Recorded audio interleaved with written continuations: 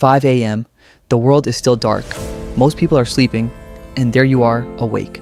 The Stoics understood that this moment, this quiet hour before the world makes demands on you, is the difference between living your life and having life happen to you.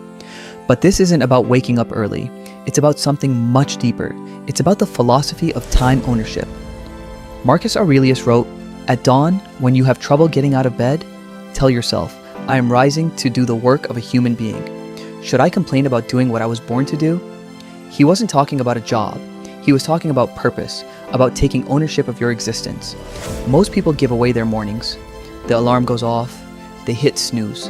When they finally get up, they're already behind, already reactive.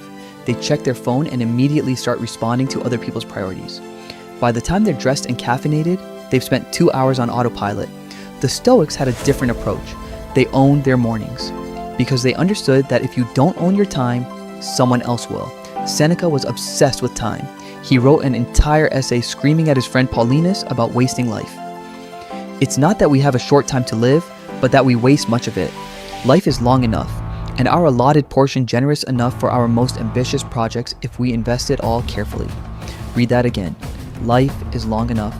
You have time, but you're squandering it, giving it away to things that don't matter, to people who don't value it, to activities that don't fulfill you. And where do you squander it most? In the margins, in the spaces between intentional activities, in the mindless scrolling, in the staying up late doing nothing important, in the sleeping through the most powerful hours of the day. The early morning isn't magical because of the time on the clock. It's powerful because of what it represents. Your refusal to let life just happen to you. Your decision to create space that's entirely yours before the world gets its hooks in you. Think about your typical morning. If you're honest, it probably looks like this. Alarm, snooze, alarm, snooze. Panic, rush, check phone, stress about emails, gulp coffee, barely make it out the door on time. You're reacting from the moment you wake up, playing defense, trying to catch up. Now imagine this. Alarm goes off, you get up immediately, you have an hour of quiet. No phone, no emails, no demands. Just you and whatever matters most to you. Reading, writing, thinking, planning, moving your body, creating. Whatever feeds your soul instead of depleting it. Which person shows up to the rest of their day more powerful, more centered, more capable? The one who has been reacting since they opened their eyes, or the one who spent the first hour investing in themselves? Epictetus said, "Freedom is the only worthy goal in life. It is won by disregarding things that lie beyond our control." And the first thing you need to control is your time, because if you can't control your time, you can't control anything else. But here's what people get wrong about early rising.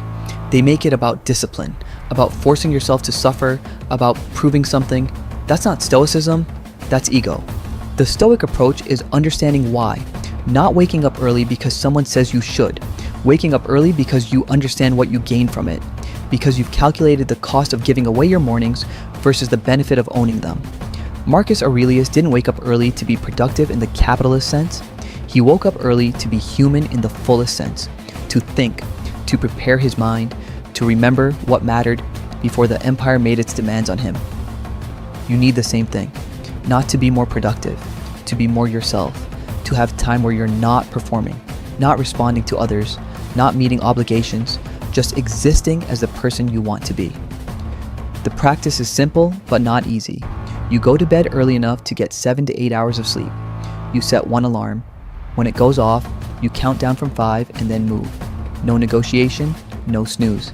You've made the decision the night before. Morning, you doesn't get to debate it. And this is crucial. You have a plan for that first hour.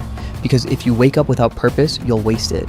You need to know exactly what you're waking up for, what you're going to do, why it matters. Maybe you're writing a book. That first hour is when you write.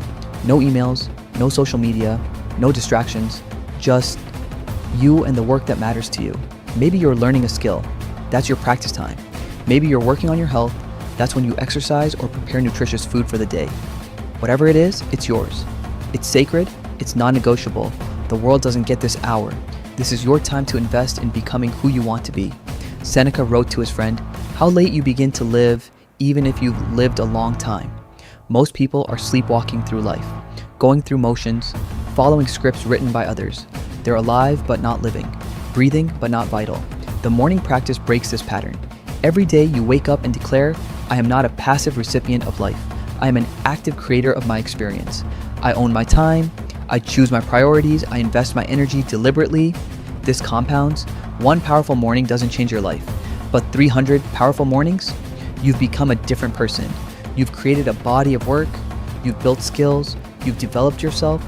You've invested 100 hours in what matters to you while most people were hitting snooze. But here's the real secret. The morning practice isn't just about the morning. It's about training yourself to act in accordance with your values even when it's difficult. Even when you don't feel like it. Even when your emotions are screaming at you to stay comfortable. Every morning, your alarm is a test. Are you going to do what you said you'd do? Or are you going to negotiate with yourself? Are you going to choose temporary comfort or long-term growth? The Stoics practiced this constantly, not just with mornings, with everything. They did hard things when they didn't want to. They kept promises to themselves. They acted with integrity even when no one was watching, because they understood that self-trust is built through keeping commitments to yourself. And you cannot keep commitments to yourself if you can't even get out of bed when you said you would. Your relationship with your alarm is a microcosm of your relationship with discipline. If you negotiate with your alarm, you'll negotiate with everything. If you compromise with yourself, first thing in the morning, you'll compromise all day. But if you can win that first battle, if you can get up when you said you would and do what you said you'd do, you start the day as a winner. You've already succeeded at the hardest thing, choosing your long-term good over your short-term comfort. Marcus Aurelius had to do this while sleeping in a military tent. In winter, leading armies, you have to do it in a warm bed with a soft pillow, which is actually harder in a way, because the temptation to stay is so much greater when conditions are comfortable. But that's the practice, that's the training. You make the hard choice in the easy moment so that you're prepared to make the hard choice in the hard moment. Your challenge? Tonight, before bed, decide what time you're waking up tomorrow. Set one alarm. Decide what you're going to do in the first hour. Something that matters to you, something that invests in your growth. Tomorrow morning, when the alarm goes off, count down from 5, then move. Get up. Start your practice. Own your morning. Own your life. Because the Stoics were right. Life is long enough if you use it well. You have time for what matters, but you have to claim it. You have to protect it. You have to fight for it. And that fight starts tomorrow morning at whatever time you decide to take back your life.